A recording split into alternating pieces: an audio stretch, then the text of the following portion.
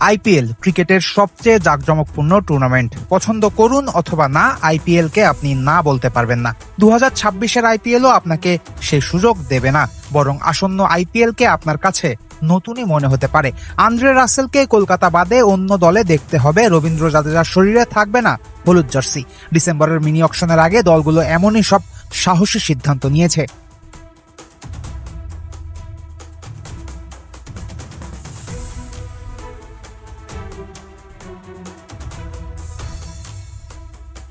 সাধারণত মেগা নিলামের পরের বছরই দলগুলো খুব বেশি ক্রিকেটার ছাড়ে না, কিন্তু এবার ঘটেছে ভিন্ন রকম ঘটনা।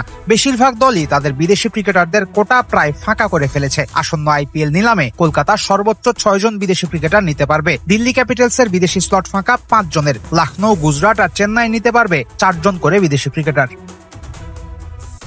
বিদেশি ক্রিকেটার ছাড়ার বিষয়ে প্রাধান্য পেয়েছেন ব্যাটার এবং পেসাররা। আইপিএল এর 10 দল মোট 11 জন বিদেশি ব্যাটারকে যেতে দিয়েছে। সমান সংখ্যক পেসারকেও রিলিজ করেছে দলগুলো। 6 জন অলরাউন্ডার এবং 4 জন স্পিনারকেও ছেড়েছে দলগুলো।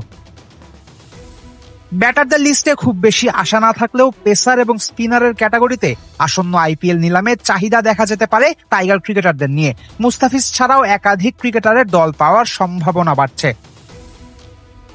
মাথিসা পাথিরানাকে ছেড়ে দেয়া চেন্নাই সুপার কিংসের স্কোয়াডে একমাত্র বিদেশি পেসার নাথান এলিস। নিজেদের হোম কন্ডিশনের কথা চিন্তা করে আবারও মুস্তাফিজুর রহমানের জন্য যেতে পারে দলটা।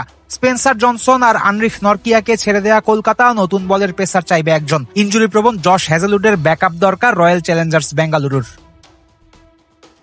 আইপিএলে বিদেশি স্পিনারদের চাহিদাও দেখা যায় হরহামেশা, কিন্তু মুজিবুর রহমান, ওয়ানিন্দু হাসারাঙ্গা, মাহিশ তিক্সানার মতো স্পিনারদের যেতে দিয়েছে দলগুলো। এক জাদেজাকে পেয়ে 3 জন স্পিনার ছেড়ে দিয়েছে রাজস্থান রয়্যালস।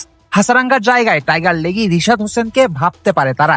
একই অবস্থা সানরাইজার্স হায়দ্রাবাদেরও। অ্যাডাম জাম্পাকে ছেড়ে দেওয়া হায়দ্রাবাদ খুঁজবে একজন লেগ স্পিনার।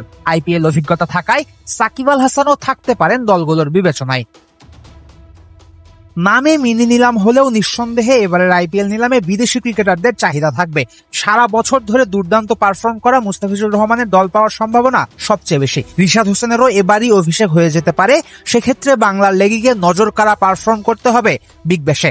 আইপিএল নিলামের আশেপাশেই হতে যাওয়া বাংলাদেশের আয়ারল্যান্ডের বিপক্ষে টি-20 সিরিজে ভালো করতে পারলে সাকিব, তাসকিন, শরীফুলদের জন্য খুলে যেতে পারে আইপিএল এর দুয়ার।